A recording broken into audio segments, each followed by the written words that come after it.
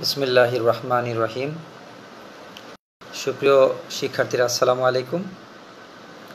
আশা করি সবাই আল্লাহর অশেষ মেহেরবানিতে ভালো আছো এবং এই বৈশ্বিক প্রেক্ষাপটে যার যার বাসায় অবস্থান করছো। তো বরাবর নেই, আজকে আমি হাজির হয়েছি তোমাদের ধ্রুপদী সমাজচিন্তার সপ্তম অধ্যায়ের একটি গুরুত্বপূর্ণ বিষয়, ইবনে খালদুনের আসাবিয়া প্রত্যয়টি। এখানে তোমাদের এরকমভাবে প্রশ্ন থাকে যে আসাবিয়া কাকে বলে, রাষ্ট্রের উত্থান ও পতনে আসাবিয়ার গুরুত্ব, কিংবা প্রশ্ন এরকমভাবে থাকতে পারে যে আসাবিয়া প্রত্যয়টি আলোচনা করো, এটা 4 মার্কের জন্য ব্রিফে। আবার যেটা বড় আকারে থাকতে পারে যে আসাবিয়া কাকে বলে, ইবনে খালদুনের মতে রাষ্ট্রের উত্থান পতনে কেন্দ্রীয় প্রত্যয় হিসেবে আসাবিয়ার গুরুত্ব আলোচনা করো, এরকমভাবে থাকতে পারে। কারণ আমরা তোমাদের কয়েকদিন আগে আমি এই ইবনে খালদুনের জীবন বৃত্তান্তটা তোমাদেরকে স্ক্রিপ্ট আকারে বা ফটো আকারে আমি আপলোড করেছিলাম। তো আজকে আমরা ইবনে খালদুনের আসাবিয়া এবং রাষ্ট্রের উত্থান পতনে আসাবিয়ার গুরুত্ব বিষয়টা আলোচনা করবো এখানে। তো ইবনে খালদুন সমাজতান্ত্রিক চিন্তাধারায় কেন্দ্রীয় প্রত্যয় হচ্ছে আল আসাবিয়া। এটা হচ্ছে একটা আরবি শব্দ, আল আসাবিয়া। এটা ইংরেজি প্রতিশব্দ হচ্ছে সোশ্যাল সলিডারিটি, এবং বাংলা প্রতিশব্দ হচ্ছে কি, সামাজিক সংহতি, সামাজিক বন্ধন, মহব্বত, প্রীতি, ভালোবাসা। এই সংহতি খালদুন গোষ্ঠী সংহতি বলে আখ্যায়িত করেছে। কারণ আমাদের মধ্যে যে সংহতিটা হয় পরিবার থেকে কিন্তু এটা গোষ্ঠীতে সম্প্রসারিত হয়। এই সংহতিকে খালদুন গোষ্ঠী সংহতি বলে আখ্যায়িত করেছেন। তার মতে সমাজের ভিত্তি হচ্ছে এই গোষ্ঠী সংহতি। কারণ আমাদের যে সমাজ যে গঠিত হয়, আমাদের সমাজ কিন্তু আমাদের একটা প্রীতি বন্ধনের মাধ্যমে গঠিত হয়। তো এখানে পারিবারিক প্রীতির পরে কিন্তু যখন কয়েকটা পরিবারের প্রীতি মিলে যখন আবার একটা গোষ্ঠীর সংহতি, গোষ্ঠীর প্রীতি কাজ করে, তখন কিন্তু একটা গোষ্ঠীর উদ্ভব হয়। তো তার মতে সমাজের ভিত্তি হচ্ছে এই গোষ্ঠী সংহতি। রাষ্ট্র, রক্ত, জাতীয়, ধর্ম সম্পর্কের উপর ভিত্তি করে সামাজিক সংহতি গড়ে ওঠে। উনি বলছেন যে সামাজিক সংহতিটা গড়ে ওঠে রক্ত, জাতি এবং ধর্মের ভিত্তিতে। এটাকে একটু বুঝিয়ে বলি। ধরো আমাদের মধ্যে পারিবারিক যে একটা বন্ধন হয়, আমাদের কিন্তু এই পারিবারিক বন্ধনটা কিন্তু আমাদের রক্তের মাধ্যমে, আমরা যারা রক্তের সম্পর্কীয় যারা আত্মীয় আছি তাদের মধ্যে কিন্তু পারিবারিক প্রীতি, মহব্বত, ভালোবাসা কিন্তু খুবই বেশি। আমরা কিন্তু দেখা যায় একটা পরিবার থেকেই কিন্তু আস্তে আস্তে একটা বাড়ি, একটা গোষ্ঠী এরকম হয়। তো তারপরে ধরো জাতি, আমরা বাঙালি জাতি, এটা আমাদের একটা জ্বলন্ত প্রমাণ। আমাদের ভাষা, 1952 সালের ভাষা আন্দোলন, এটা আমাদের কিন্তু একটা জাতিগত বাঙালি জাতি হিসাবে আমাদের মধ্যে একটা সংহতি কাজ করছে এখানে। তারপরে যে কারণে আমরা একটা দেশ স্বাধীনের জন্য জীবন আপ্রাণ চেষ্টা করলো এবং একটা স্বাধীন দেশ আমরা পেলাম, এটা কিন্তু আমাদের জাতিগত সংহতি। তারপর হচ্ছে ধর্মীয় সংহতি। তুমি ধর্মীয় সংহতির দিকে লক্ষ্য করবা যে মিডল ইস্টের যে দেশগুলো, প্রায়গুলো কিন্তু একটা ধর্মকে কেন্দ্র করে দেশগুলো হয়েছে। তো এখানে ধর্মীয় সংহতি এখানে কিন্তু কাজ করে। ধরো মিডল ইস্টের দেশগুলো ইসলাম ধর্মকে কেন্দ্র করে তাদের একটা সংহতি কাজ। অনেক দেশগুলো আছে বিভিন্ন ধর্মের উপর কেন্দ্র করে। ধরো ইসরায়েল, তাদের ইহুদি ধর্ম, এই ইহুদি ধর্মকে কেন্দ্র করে কিন্তু একটা রাষ্ট্র, তাহলে তাদের মধ্যে কিন্তু একটা সংহতি কাজ করছে এখানে। তারাও পরবর্তী তাদেরকে ধর্মকেন্দ্রিক একটা দেশ গঠনের জন্য তারা প্রয়াসী। ইবনে খালদুন তার corporate mind of A group এর অভিব্যক্তিতে জানার জন্য আল আসাবিয়া পদ্ধতি ব্যবহার করে। আসাবি বলতে কোনো ব্যক্তি বা দলের অন্তর্নিহিত শক্তির নিরাশকে বোঝানো যেতে পারে।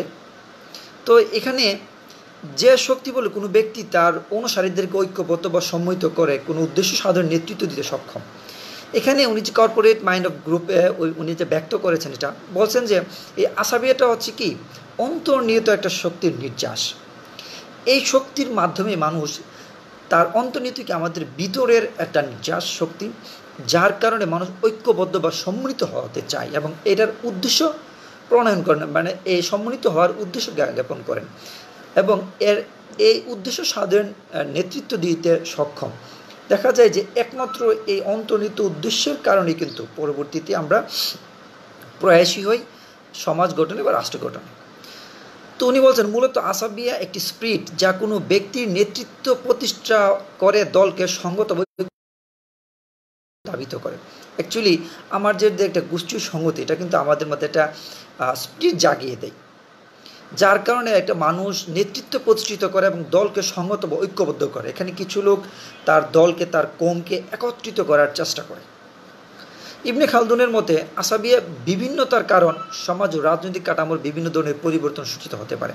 উনি বলছেন যে আসাবিয়ার বিভিন্নতার কারণে সমাজ ও রাজনৈতিক কাঠামোর বিভিন্ন ধরনের পরিবর্তন সূচিত হতে পারে। আমরা যে আসাবিয়া পড়লাম, যে আসাবিয়ার কয়েকটা ধাপ আছে, আসাবিয়ার কম বেশি হইতে পারে, প্রভাব কম বেশি হইতে পারে, এর উপর ভিত্তি করে সমাজ ও রাজনীতির মধ্যে একটা পরিবর্তন সূচিত হইতে পারে। এই পরিবর্তনকে উনি চক্রাকারে সংগৃহীত হয় বলে তিনি মত প্রকাশ করেন। উনি বলছেন যে এই যে একটা পরিবর্তন হয় আমাদের মধ্যে, যেটা সংগতি, মিল, মহব্বত কাজ করে, এটা কিন্তু একটা পরিবর্তন, এটা কিন্তু একদিনে হয় না, এটা কিন্তু আবার স্থির থাকে না, কম বেশি হইতে পারে। তো উনি বলছেন যে এটা চক্রাকারে সংগঠিত হয় বলে তিনি মত প্রকাশ করেন এবং তিনি সমাজ ও সংস্কৃতি ও সামাজিক প্রতিষ্ঠান, গ্রামীণ ও নাগরিক জীবনে সামাজিক পরিবর্তন তথা রাষ্ট্র সমাজের বিভিন্ন দিক নিয়ে আলোচনা করেন।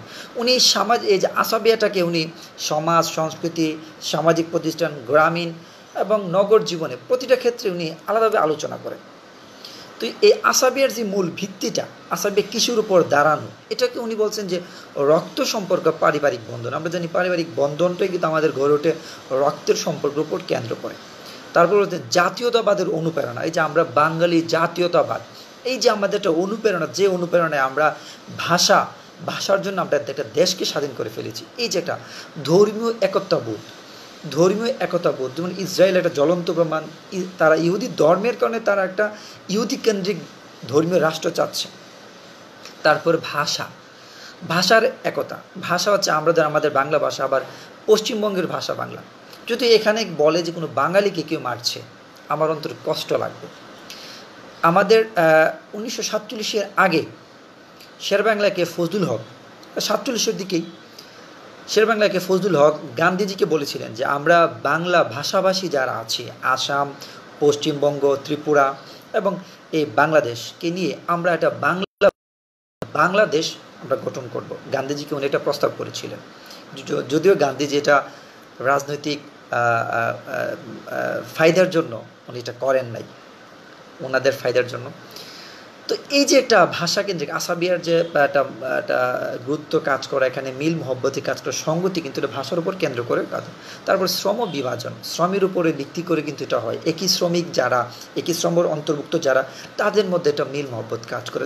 আমরা ম্যাক্সিমাম সময় দেখি যে বিভিন্ন শ্রমিকরা তারা আন্দোলন করেন, তাদের মধ্যে একটা সংগঠন থাকে, তারা একত্রিত হয়ে তাদের দাবি দাওয়া পেশ করেন, তাহলে তাদের মধ্যে একটা সংগতি কাজ করে।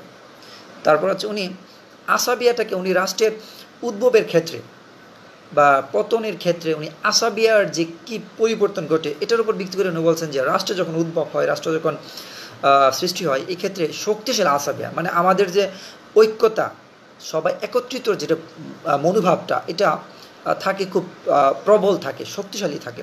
আর যখন এটা রাষ্ট্র যখন বৃদ্ধি হতে থাকে বা প্রসার করতে থাকে, তখন দেখা যায় যে সাধারণ আসাবিয়া কাজ করে অল্প মাত্রায়। তারপরে সর্বোচ্চ পর্যায়ে শক্তিশালী আসাবিয়া কাজ করেন, রাষ্ট্রীয় সর্বোচ্চ পর্যায়ে শক্তিশালী আসাবিয়া কাজ করেন। সর্বোচ্চ পর্যায়ে কিন্তু দেখা যায় একটা রাষ্ট্র গঠিত হয়। তারপরে হচ্ছে পতনের ক্ষেত্রে উনি বলছেন দুর্বল আসাবিয়া, তারপর ধ্বংসের ক্ষেত্রে বলছেন দুর্বলতার আসাবিয়া। যখন রাষ্ট্রটা পতন বা দুর্বল গঠন বলছেন যে এটা দুর্বল আসাবিয়া তখন কাজ করে থাকে। উনি আসাবিয়াটাকে আবার 4টা দিকে আলোচনা করছেন। উনি বলছেন যে অর্থনৈতিক প্রয়োজনীয়তার ভিত্তিতে সংহতি, আমরা অর্থনৈতিক প্রয়োজনের ভিত্তিতে আমাদের সামাজিক সংহতিটা, আসাবিয়াটা কেমন থাকে। উনি বলছেন ইবনে খালদুনের মধ্যে আসাবিয়া আর্থিক, জাগতিক বা বিষয়গত প্রয়োজন থেকে উদ্ভূত। কেন আসাবিয়াটা কিন্তু এই যে আমরা ঐক্য হই, এটা কিন্তু একটা আমাদের জাগতিক, বিষয়গত বা আর্থিক দিক থেকে কাজ করে। আমরা কিন্তু এমনি কিন্তু আসাবিয়া হয় না, যে কোনো একটা প্রয়োজন আমাদের কিন্তু আসাবিয়া আমাদের কাজ করে। উনি এখানে বলছেন যে আর্থিক, জাগতিক বা বিষয়গত প্রয়োজন থেকে উদ্ভূত। জীবন ও জীবিকার নিশ্চয়তা প্রধান এই সংগতির মূল প্রতিপাদ্য বিষয়। আমরা যে সমাজ গঠন করি, রাষ্ট্র গঠন করি, মেইন কেন্দ্র কিন্তু একটাই, যেখানে আমরা জীবন ও জীবিকার নিশ্চয়তা পাওয়া। পরিবার বা বাস্তবতার নিরিখে সংহতি, এই যে সংহতিটা, এটা পরিবার বা বাস্তবতার নিরিখে হইতে পারে। সকল পরিবেশেই মানুষের পক্ষে জীবন ধারণ সম্ভব নয় বলে তিনি অভিমত ব্যক্ত করেন। উনি বলছেন যে কোনো পরিবেশে মানুষের জন্য জীবন ধারণ করা সম্ভব নয়। স্থান, কাল, পাত্রভেদে এবং পারিপার্শ্বিক অবস্থার সাথে তাল মিলিয়ে তাকে চলতে হয়। উদাহরণস্বরূপ, শীত প্রধান পাহাড়ি অঞ্চলে জীবন ধারণ অত্যন্ত তীব্র বিদায় তাদের মধ্যে সামাজিক সংহতি সুদৃঢ়। দেখা যায় শীত প্রধান অঞ্চলগুলোতে দেখা যায় যে আমাদের পশ্চিমা যে দেশগুলো আছে তাদের মধ্যে কিন্তু সামাজিক সংহতির কাজ করার কারণ কি, তাদের মধ্যে ঝগড়াঝাটি কিংবা হানাহানির পরিমাণটা খুবই কম এবং তাদের এটার ক্ষেত্রেও একটা পরিবেশগত প্রভাব রয়েছে, যেটা শীত প্রধান পাহাড়ি অঞ্চলের জীবন ধারণ অত্যন্ত তীব্র বিদায় তাদের মধ্যে সামাজিক সংহতি কাজ করে। ওইখানে জীবন ধারণ করা, পাহাড়ি অঞ্চলে কিন্তু জীবন ধারণ করা খুবই কষ্টসাধ্য। এই কারণে দেখা যায় যে তাদের মধ্যে একটা ঐক্যতা কাজ করে, মিল মহব্বত কাজ করে, একসাথে কাজ করার প্রয়াসী হয় তারা। পরিবেশের সাথে দ্বন্দ্বের ফলে এই সংগতির মাত্রা তীব্র হয়। পরিবেশের সাথে যদি অনেক সময় মানুষের দ্বন্দ্ব, পরিবেশের সাথে দ্বন্দ্ব কী বলতে, কারণ পরিবেশ ধরো ঝড় বৃষ্টি বিভিন্ন কিছুর প্রভাবের কারণে কিন্তু মানুষ এগুলো থেকে বাঁচার জন্য নিজেকে নিজের জীবন বাঁচানোর জন্য সবাই একত্রিত হয় এবং কীভাবে কিন্তু তারা তাদের পরিকল্পনা গ্রহণ করে কিংবা তাদের সামাজিক সংহতিটা তখন কিন্তু বৃদ্ধি পায়। তারপর হচ্ছে এখানে কৌশলগত সংহতি। শুধু সামাজিক কারণ বা গুণগত কারণে আসাবিয়ার উদ্ভব হয়েছে বলে তিনি মনে করেন। সামাজিক কারণ অ্যাকচুয়ালি কিন্তু আমাদের এই যে সংহতিটা কিন্তু সৃষ্টি হয় সামাজিক কারণে। তারপরে যে বিবর্তনগত সংহতি, আল আসাবি একটি বিশেষ দিক হচ্ছে বিবর্তন। এটি হচ্ছে বর্বর অবস্থা থেকে সভ্য অবস্থায় একটা সহজাত প্রক্রিয়া। আমরা জানি প্রতিটা বিষয় কিন্তু বিবর্তনের মাধ্যমে আজকে আমরা পাইছি।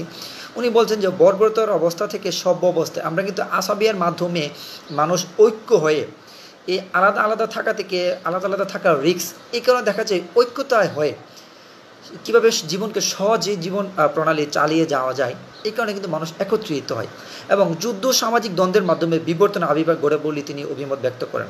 এখানে দেখা যায় উনি বলছেন যুদ্ধের মাধ্যমে বিবর্তনের আবির্ভাব ঘটে।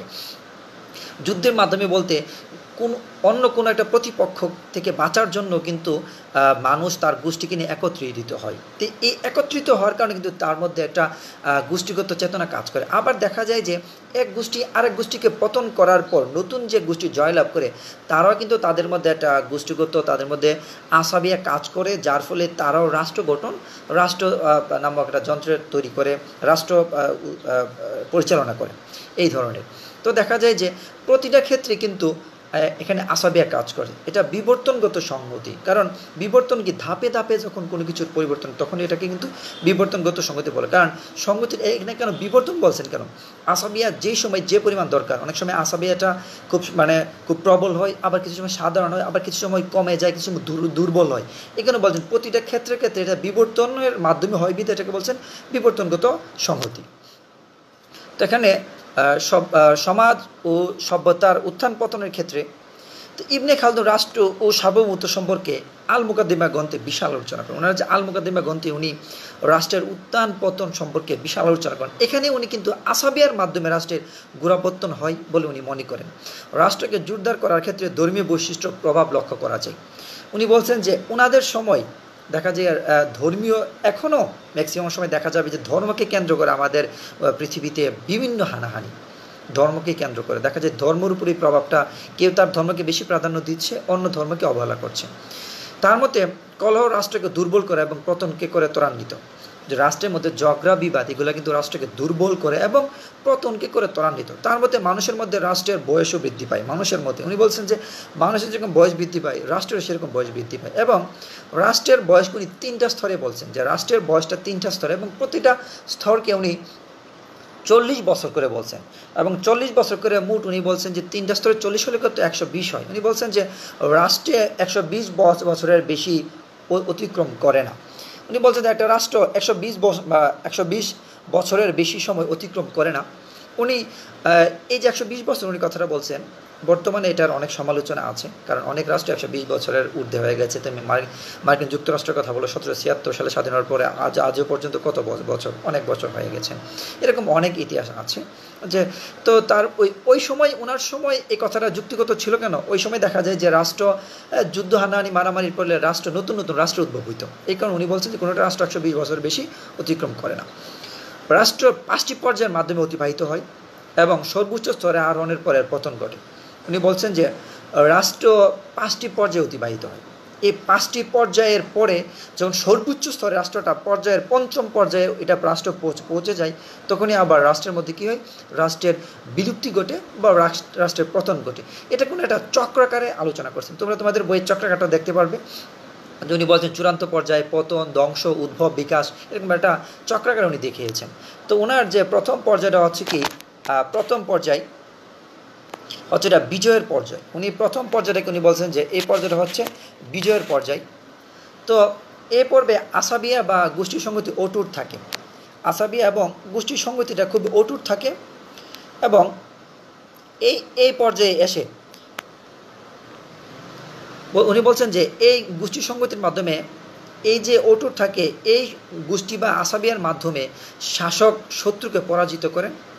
এ সময় শাসকও আসাবিয়ার চাহিদা মোতাবেক, আসাবিয়ার চাহিদা এখানে কি বলছে, আসাবিয়া গোষ্ঠী সংহতির যে একটা প্রয়োজন, এই মোতাবেক জনগণের সাথে গোষ্ঠীর সম্পর্ক রক্ষা করে এবং রাষ্ট্রীয় শাসন কার্য পরিচালনা করে। এই প্রথম স্তরে আইসা দ্বিতীয় স্তরে উনি বলছে রাষ্ট্র সংগঠনের পর্ব। এখানে রাষ্ট্র সংগঠিত হতে থাকে, রাষ্ট্রের বিভিন্ন প্রয়োজনে রাষ্ট্রের দপ্তর, অধিদপ্তর এগুলো হতে থাকে।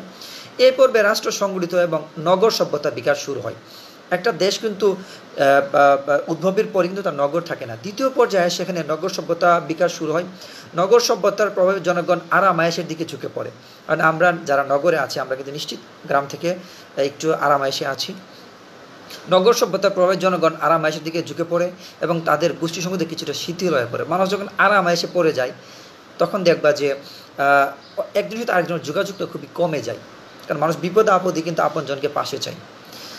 তো এই সময় কিছুটা শিথিল হয়ে পড়ে। এর সুযোগে শাসক জনগণের সাহায্য সহযোগিতা ছাড়া রাষ্ট্র পরিচালনা করে। যখন আমরা আরামেসে পড়ে যাব, রাষ্ট্রের কোনো খোঁজ না নিব, তখন কিন্তু শাসক শ্রেণী এর ফাঁকে রাষ্ট্রীয় ক্ষমতা নিজের নিজ হস্তে নেওয়ার জন্য চেষ্টা করবে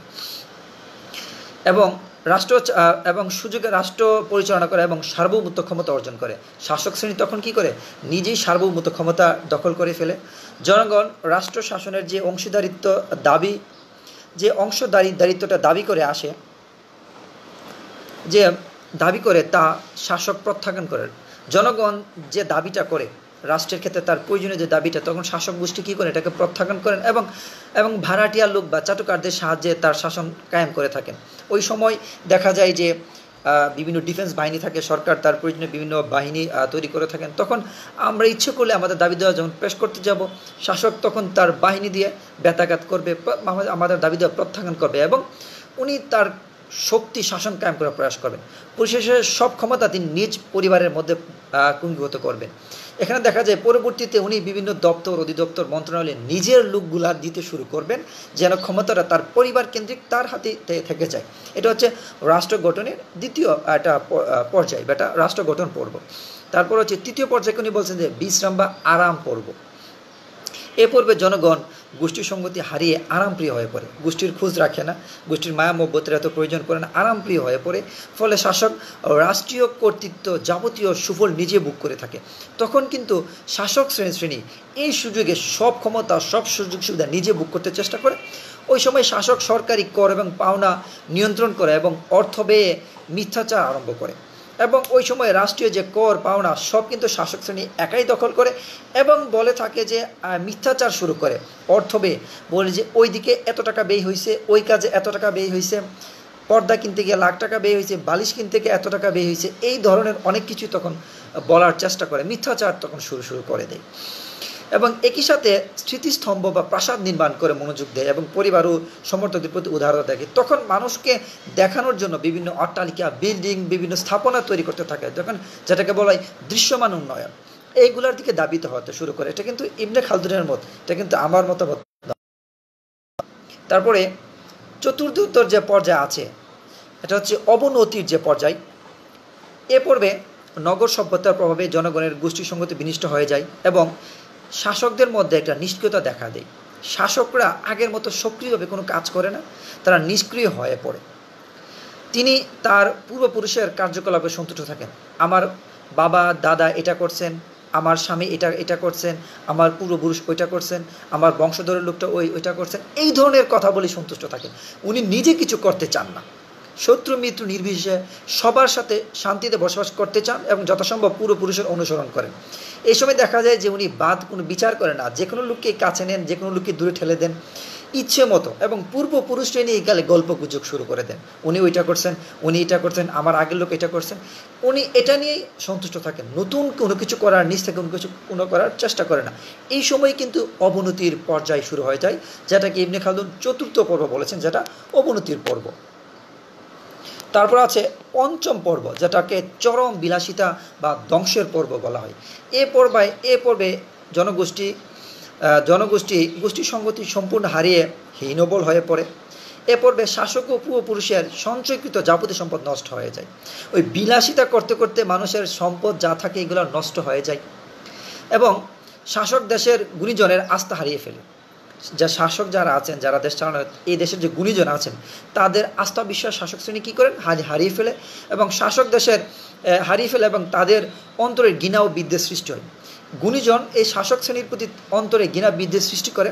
এর ফলে কোনো শক্তিশালী সমাজ অথবা আদিম ঐক্যবদ্ধ সমাজের আক্রমণ বা প্রতিহত করা যায় না, ফলে ধ্বংস অনিবার্য হয়ে পড়ে।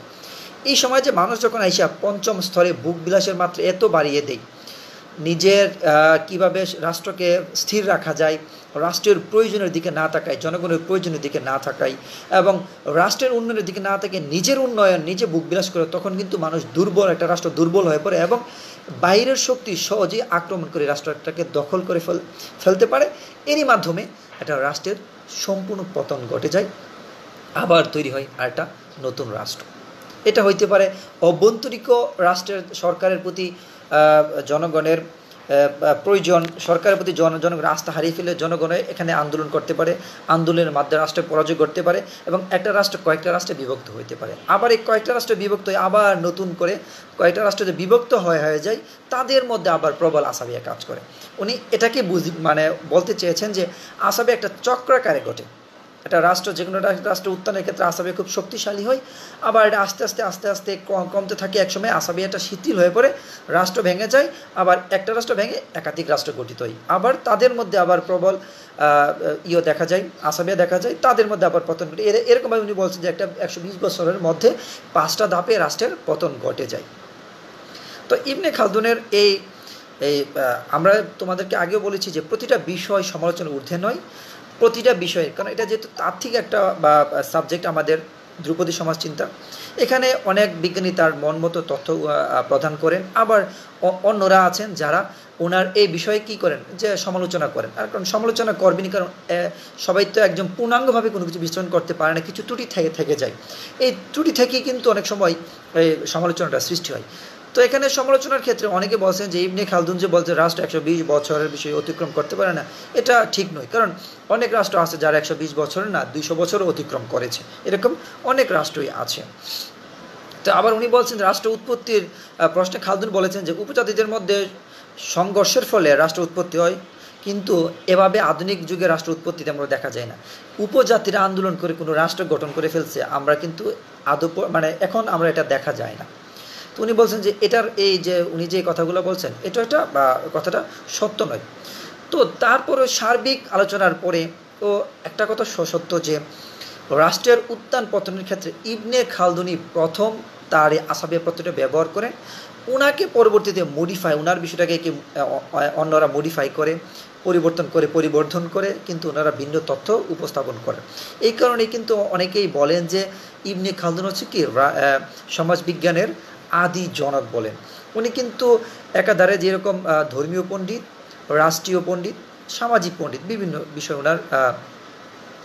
ওনার নলেজ রয়েছে। তো আশা করি তোমরা এরই মধ্যে ইবনে খালদুনের আসাবিয়া পত্রটা এবং রাষ্ট্র উত্থান পতনে আসাবিয়ার গুরুত্ব বিষয়টা আশা করি বুঝতে পেরেছ। তারপরে যদি কোনো সমস্যা থাকে আমাকে জানাতে পারো, আমি ইনশাল্লাহ চেষ্টা করবো তোমাদেরকে সলভ করার জন্য। তো আমি আশা করবো তোমরা এটা মনোযোগ সহকারে দেখবে এবং তোমাদের বইয়ের সাহায্য নিয়ে সুন্দর করে বিষয়টাকে আরও পুঙ্খানুভাবে ক্লিয়ার করে তোমরা এটা তোমাদের আয়ত্তে নিয়ে যাবে এবং তোমরা শিখবে। এই প্রত্যাশা রেখে সবাই দীর্ঘজীবন কামনা করে এবং এই মহামারীতে যার যার বাসায় থাকবে এবং মহান সৃষ্টিকর্তা আল্লাহর কাছে সবার সমাজ, রাষ্ট্র এবং পৃথিবী এই পৃথিবীর কল্যাণ কামনা করবে সবাই, এবং দ্রুত যেন আমরা এই কোভিড-19 থেকে পরিত্রাণ পেতে পারি আল্লাহর কাছে প্রার্থনা করবে। এই প্রার্থনা মাধ্যমে যেন আমরা আগের মতো আবার স্বাভাবিক ক্লাস আমরা নিতে পারি, একজনের সাথে আরেকজনের দেখা করতে পারি, এবং আমাদের কলেজে আমরা স্বাভাবিকভাবে শ্রেণী কার্যক্রম পরিচালনা করতে পারি। আল্লাহর কাছে এই দোয়াই করবে, এই দোয়ার প্রত্যাশা রেখে, এবং আমি সবার কাছে দোয়া কামনা করছি যেন আমরা সবাই ভালো থাকি। তো পরিশেষে বলবো, সবাই যার যার বাসায় থাকবে এবং নিজেও সেফ থাকবে, পরিবারকে সেফ রাখবে। এই প্রত্যাশায় আজকের মতো বিদায় নিচ্ছি। আল্লাহ হাফিজ।